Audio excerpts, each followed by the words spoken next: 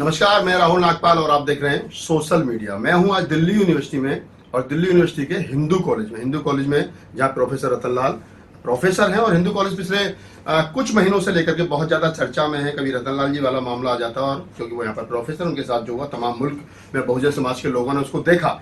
लेकिन अभी इसी कॉलेज की स्टूडेंट रही नुपुर शर्मा, जिन्होंने मोहम्मद साहब पर जो विवादित बयान दिया, उसको लेकर के आज उनके ऊपर एफआईआर हुई है। विवादित बयान उन्होंने कई दिन पहले दिया था, लेकिन आज एफआईआर हुई है। और प्रोफेसर रतन लाल पर जो एफआईआर हुई थी वो कैसे हुई थी, सारा मामला आप तमाम लोगों के साथ में आपको मालूम है। प्रोफेसर साहब, स्वागत है आपका। थोड़ा सा बताइए कि सरकार ने आपको रात के अंधेरे में उठाया और जेल में ठूस दिया, और नुपुर शर्मा ने आप ही के कॉलेज की स्टूडेंट रही है, छात्रा रही है, उन्होंने जिस प्रकार से 5-7 दिन पहले विवादित बयान दिया, अदर कंट्रियों का प्रेशर बना, तब जाकर के एफआईआर हुई। सरकार अपनों पर रहम कर रही है?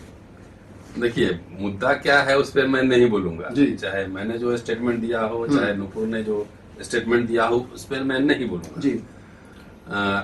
ये पूरा प्रशासन, दिल्ली पुलिस की फंक्शनिंग और सरकार की फंक्शनिंग जो है, इस पे बोलना लाजमी है और मैं बोलना भी चाहूंगा। जी।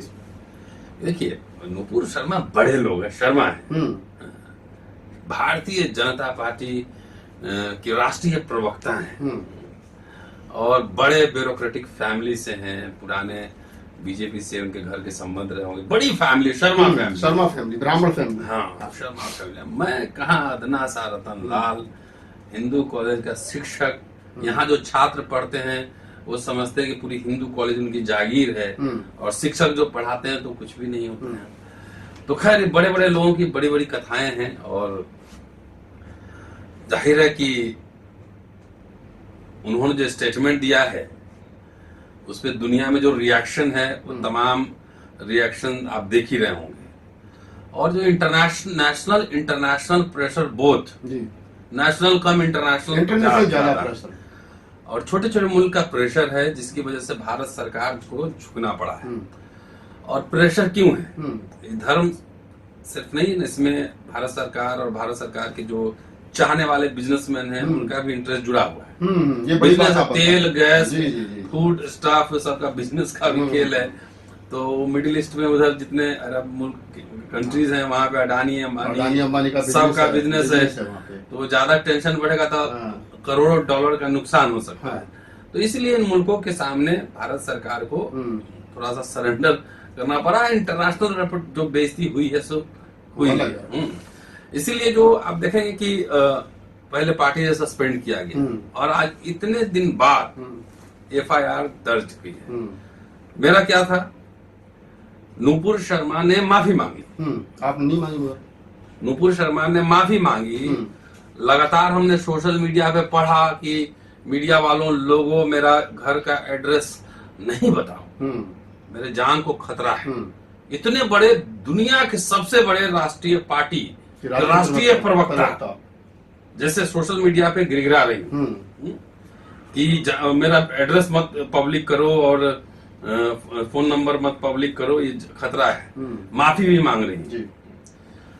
हमारे केस में मैंने जो कुछ भी कहा, मतलब मैंने माफी मांगा, कुछ डिलीट किया, राइट जी। और खतरा, धमकियां तो मुझे कम थोड़ी मिल रही थी। वो सारे ट्विटर पे, फेसबुक पे बाहर प्रोटेस्ट किया यहाँ पे, और धमकियां मुझे भी मिल रही थी। और मेरा तो पूरा पब्लिक था। तो नहीं डरे हम। क्यों? क्योंकि फर्क यही है कि मैं समझता हूं कि देश संविधान से चलेगा, कानून से चलेगा। हम माफी मांगने वालों की परंपरा में नहीं, हम लोग तो इस देश, मूल निवासियों के देश बनाने वाले लोगों की परंपरा में, तो हम माफी क्यों मांगे? हमने जो कहा, कानून का राज, अगर संविधान का राज है तो न्यायालय फैसला करेगा, न्यायालय विचाराधीन है। अगर मैं गिल्टी फाउंड हूँ तो मुझे सजा मिलेगी, नहीं होगी तो मैं बाइज्जत बरी होऊंगा। बिल्कुल, जमानत तो मिल ही गई थी। तो सवाल यही है कि आपने कहा कि हम लोग, हमारी परंपरा वैसी नहीं रही माफी मांगने वाली, तो कहीं आपका सारा, मतलब जैसे वीर सावरकर को लेकर के और अम्बेडकर की परंपरा को लेकर, मतलब बाबा साहब डॉक्टर अम्बेडकर का पूरा आंदोलन देख लीजिए, वो झुके नहीं कहीं। तो ये माफी भी मांग रहे हैं, डर भी रहे हैं, और हमारा तो पूरा पब्लिक था, सब लोग एड्रेस जानता था। दिल्ली पुलिस का कैरेक्टर देखिए। दिल्ली पुलिस मेरे मामले में 18 को FIR होता है और 20 तारीख को मैं तो घर पे बैठा हुआ था। मुझे कानून पे भरोसा था, मुझे लगा कि पुलिस मुझे नोटिस देगी, मुझे एक मौका देगी बात करने के लिए, अपना पक्ष रखने के लिए। तो नहीं, मेरे स्टेटमेंट से पता नहीं कौन सा प्रलय आ रहा था देश में, प्रलय आ रहा था, पता नहीं क्या हो रहा था। शाम में आए, मैंने कहा चाय पीजिए, चाय भी पिलाया, गपशप मारे। बोले कि DCP साहब को स्टेटमेंट रिकॉर्ड कराना, मैं चलिए। फ्राइडे, देखिए ये सब खेला हम लोग खूब समझते हैं। पुलिस का मोडस हमारे घर में भी पुलिस ऑफिसर्स। फ्राइडे को रात में पकड़िए, सैटरडे को जो है डिले कराइए, संडे को कुछ बेल नहीं मिलेगा तो जेल चल जाएगा। मैंने तो एंटीसिपेटरी बेल नहीं अप्लाई किया था ना, मुझे तो कोई डर नहीं है। दिल्ली पुलिस ने मुझे सिक्योरिटी दिया, मुझे भी धमकी मिल रही थी। मैं भी एक प्रतिष्ठित कॉलेज का प्रोफेसर हूँ, मैंने तो प्रधानमंत्री जी को लिखा भी था कि मुझे दीजिए सिक्योरिटी। बिल्कुल, और बनता भी था। मुझे इतनी धमकियां मिल रही थी, और वैसे जो सरकार का समर्थन करने वाले लोगों से, समझिए। तो मेरे केस में आप आते हैं, फ्राइडे को ले जाते हैं, जानते हुए मैं चुपचाप चलिए। मुझे ये पता था कि होना क्या है, कि आप मुझे मैं गिरफ्तारी से डरा। हमने चलो ले चलो, बेल होगा, हमारा जेल जाना होगा, जाएंगे। सैद्धांतिक लड़ाई है कि संविधान रहेगा कि मनुस्मृति रहे, इसलिए मैं तो खड़ा था वहां पे, डटा हुआ था। यहाँ क्या हो गया, सर्वशक्तिमान पार्टी, पहले पार्टी से निलंबन, फिर प्रेशर होता। इतने दिन बाद वही दिल्ली पुलिस उनको सुरक्षा दे रही, जो रतनलाल को गिरफ्तार कर रही, जो मुझे गिरफ्तार कर रही थी। विडंबना देखिए। इसीलिए संविधान टक्कर है, इस सरकार की विचारधारा सरकार जैसा होता है, प्रशासन का चरित्र वैसा ही होता है। तो ये टक्कर इनसे है, और टक्कर वैचारिक टक्कर जारी रहेगा। जो पुलिस एक प्रोफेसर को, मैं प्रतिष्ठित आदमी नहीं हूँ, अगर मैं कोर्ट से कल बाइज्जत बरी हो जाऊं तो मैं मानहानि का मुकदमा नहीं ठोकूंगा। बिल्कुल राइट बनता है। मैं प्रतिष्ठित आदमी नहीं हूँ। पटर पटर अटर पटर बोलने वाले लोग, मेरी किताबें आर्टिकल देख लीजिए, मेरे फॉलोइंग देख लीजिए, मैं प्रतिष्ठित नहीं हूँ। And this is what I have earn. मुझे किसी पार्टी ने नहीं दिया है, मुझे किसी पार्टी या सरकार ने नहीं दिया है। मैंने अपना रेपुटेशन मैंने अर्न किया है, लिख कर, बोल कर, काम करके समाज में अर्न किया है। तो मेरी प्रतिष्ठा नहीं है, मतलब आपके पांव चरण, हमारे पांव लात। तो ये इनका जो डुअल कैरेक्टर है दिल्ली पुलिस का भी और सरकार का, वो सरकार के इशारे में काम हो रहा है उसमें, कि वही पुलिस वहां पे सुरक्षा दे रही और आपको गिरफ्तार कर रही।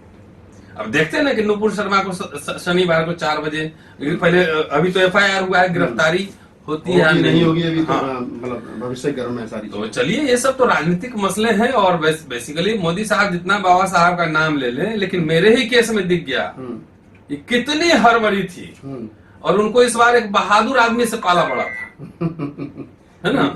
ये आपके सारी मशीनरी के सामने मैं खड़ा हूँ, क्योंकि मैं जानता था कि मैं जो बात कह रहा हूँ मेरी अपनी व्यक्तिगत बात नहीं है, ये भारत के करोड़ों लोगों की आवाज थी वो, कि मैं अगर डर जाता, मैं दब जाता ना, तो समाज का मोरल डाउन हो जाता। इतनी धमकियों से और सब जेल जाने से डरता, तो डाउन हो जाता। इसीलिए मैं करोड़ों लोगों को मैं रिप्रेजेंट कर रहा हूँ। जी। तो सर, जैसे नुपुर शर्मा वाला मामला है, जिसमें जैसे आपने बताया कि बिजनेसमैन जो हैं, जो भारत के टॉप कुछ मोदी जी के फ्रेंड सर्किल है, बिजनेसमैन होगा, जिनके लिए कहा जाता है कि मोदी जी कुछ लोगों के लिए ज्यादा काम करते हैं, या सरकार, भारत सरकार उनके लिए ज्यादा काम करती है। विदेशी प्रेशर के साथ साथ कंट्रियों के, विदेशी जो कंट्री है उनके साथ साथ उनका भी ज्यादा प्रेशर है। फंडामेंटल बात समझिए, जहाँ पे बहुत सारा नुकसान हो जाए, पब्लिक सेक्टर यूनिट मजबूत होती है, वहां पे प्राइवेट प्लेयर्स जो है ना, पानी भरते हैं। भाई, इसी देश में इंदिरा गांधी, जवाहरलाल नेहरू के जमाने में भी देखिए, बैंक को नेशनलाइज कर दिया ना। भाई, आप कांग्रेस से आप एग्री हो डिसएग्री हो, लेकिन बैंक को नेशनलाइज किया। जो उनके सामने किसी पूंजीपति की हिम्मत होती थी आंख दिखाने की, क्योंकि पब्लिक सेक्टर यूनिट मजबूत था। मोदी जी के शासनकाल में पब्लिक सेक्टर यूनिट को बेचा जा रहा है। किसको बेचा जा रहा है? बिजनेसमैन को बेचा जा रहा है। तो आपके पास अब है क्या सेना पुलिस के अलावा? तो एक बार पूंजीपति ऐसे आंख दिखाएगा ना, तो उठक बैठक करना पड़ेगा सरकार को। सरकार सरेंडर कर चुकी है। एग्जैक्टली। अब चाइना में देखिए, पब्लिक सेक्टर यूनिट वहां मजबूत है, तो एक बार सरकार अच्छे प्राइवेट प्लेयर को ना आउट कर देती है। अलीबाबा कहाँ गए? बहुत सारे उदाहरण है। तो इसलिए खेल समझना है कि आपने प्राइवेट प्लेयर के हाथ में सारे कुछ बेच दिया है। एजुकेशन भी अब बेच नहीं जा रहे हैं, हाँ, बिक चुका है। बिक चुका है। तो अब उनका अरबों डॉलर का इकोनॉमिक इंटरेस्ट उन मुल्कों में है। देखिए बहुत सारे मुस्लिम जो कंट्रीज रहे हैं वो भारत के समर्थक रहे, सहानुभूति रहे, कश्मीर के मसले में दखलंदाजी नहीं करते रहे। यूएन में कई लोगों ने समर्थन भी किया है। लेकिन ये जो पूरा जो मसला है, सेंट्रल मसला, इस्लाम में जितने भी कॉन्ट्रडिक्शंस हो आपस में, लेकिन प्रॉफिट के नाम पे सब एक है, सब एक है। तो आपने जो आपके दोस्त मुल्क भी थे उनको भी नाराज कर दिया, ईरान ने भी नाराजगी जता दी है। बिल्कुल। तो आप रहिए किस दुनिया में रहते हैं? वसुधैव कुटुंबकम का नारा देते हैं और उस पर तो ना वसुधैव कुटुंबकम में आपके है कौन, ये तो बताइए। जो थोड़े से लोग आरएसएस जो है ना, आरएसएस का पढ़िए पूरा हिस्ट्री, क्रिश्चियन के खिलाफ है, मुसलमान के खिलाफ है, दलित के खिलाफ, सबके खिलाफ है। तो तुम्हारा वसुधैव कुटुंबकम किसका है पहले ये बताओ। तो इनको नहीं पता है ग्लोबल दुनिया में रह रहे हैं। कुछ लोग बाइकॉट कतर एयरवेज, ट्रेन में चढ़े नहीं होंगे, एयरवेज बाइकॉट कर और कह रहे हैं बीफ निर्यात मत करो। तो इसका मतलब मान रहे हैं कि सरकार बीफ निर्यात करवाती है, तो गो मांस गो माता कहाँ, वो अपनी स्टेटमेंट में फंस रहे हैं। हाँ, तो इसलिए खेल समझिए, ये सब बिजनेस का मामला है। अगर यहाँ प्राइवेट प्लेयर्स के करोड़ों अरबों नुकसान होंगे तो मोदी सरकार हो सकता है गिरा भी दे, और इसमें बहुत सारा इंटरनेशनल प्रेशर होगा। जो आपको सिर्फ इस्लामिक कंट्री जो सामने दिख रहे हैं, खाली वही बात नहीं है, बहुत सारे और प्लेयर्स होंगे, और प्लेयर्स होंगे जो भी मतलब दिख नहीं रहे, लेकिन उनका प्रेशर काम कर रहा है। इस वजह से सरकार को, इसलिए देखिए आप सैद्धांतिक रूप से सहमति रखिए, असहमति रखिए, प्रवक्ता तो थोड़ा पढ़े लिखे लोगों को बना लीजिए। हाँ, तो कम से कम ऐसी बात कह सके हाँ, जो विवादित ना हो। हम लोग तो इतिहास पढ़ते पढ़ाते हैं ना। अब देख लीजिए मेरे यहाँ देखिए कितनी किताबें हैं, ये सब शिव पुराण है, श्री महापुराण है, महामत्स्य पुराण है, शिव पुराण है, तो गरुड़ पुराण है। तो हम तो इसको पढ़ के जो इतिहासकार उसकी व्याख्या कर सकते हैं ना, नहीं कर सकते हैं? एज ए हिस्टोरियन हम बोल सकते हैं, लेकिन इन प्रवक्ता लोग को दिन भर जो है शाम में सब झाऊ झाऊ करने पहुंचता है, कुछ न हिस्ट्री का पता है, न ज्योग्राफी का पता है, न संदर्भों का पता है। इतिहास में संदर्भ का मतलब होता है ना कि किस संदर्भ में कौन सी बातें कही गई। उसमें से दो लाइन अगर कट कर देंगे तो मीनिंग उलट जाएगा। ठीक, बिल्कुल। तो इसलिए चलिए लीलाएं देखिए, हम तो खाली अपने समाज को कहते हैं आप जागृत रहिए, आपके अधिकार सरकार आपको नहीं देगी, आपको बचाना है तो लड़के ले लीजिए उनसे। तो दोस्तों, आप प्रोफेसर रतन लाल जी थे, हम दिल्ली यूनिवर्सिटी आए थे, तो मन में जिज्ञासा थी कि सबसे बात की जाए, और खासतौर से यही एक दोहरा चेहरा सरकार का आपके सामने आ सके कि रतन लाल वाले मामले पर सरकार कितनी जो है वो एक तरीके से पोजीशन में थी, और नुपुर शर्मा वाले मामले पर बिल्कुल बैकफुट। इससे दो विचारधाराओं का आपका स्पष्ट टकराव नहीं, जो कॉन्ट्रास्ट जो है ना, पैरेलल दिख गया। दो विचारधाराओं का, कि एक माफी वीरों का विचारधारा है और एक जो है कामगारों का श्रमिकों का विचार। ठीक है ना, दोनों पैराडॉक्स इस 10 दिन में दिख गया।